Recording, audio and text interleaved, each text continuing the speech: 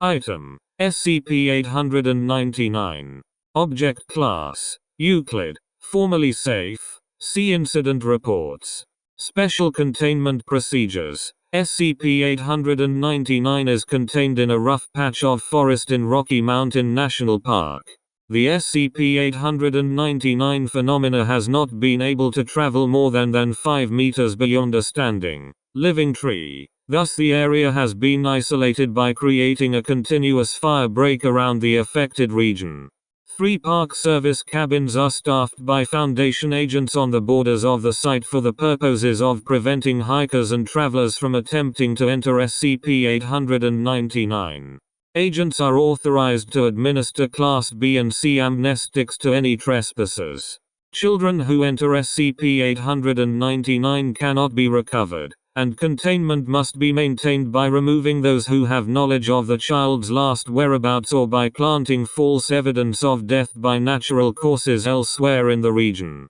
Agents who come into physical contact with SCP-899 must undergo regular psychiatric evaluation.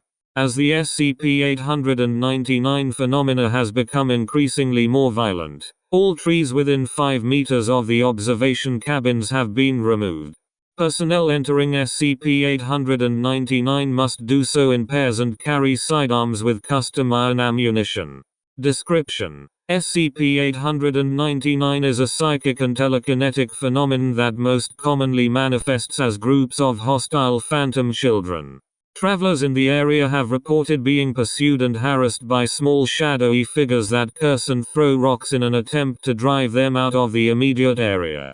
The figures tend to be featureless and it is usually difficult to determine if they possess any gender or even individual voices and behaviors. Failure to leave the area will result in an increase of aggressive behavior culminating in a direct physical attack by the entities. An adult who comes into physical contact with one of the entities will suffer the loss of all detailed memories prior to the onset of puberty.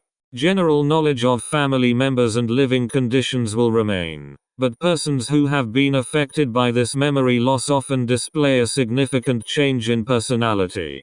The most common symptoms are a loss of impulsiveness and curiosity, and negative responses to attempts at humor. Affected persons also tend to become highly impatient with children regardless of their prior behavior. Pre-adolescent children who come into contact with the entities will physically disappear, after which some or all of the entities may take on parts of the lost child's appearance. No attempt to communicate or find the whereabouts of a child lost in this way has yet been successful.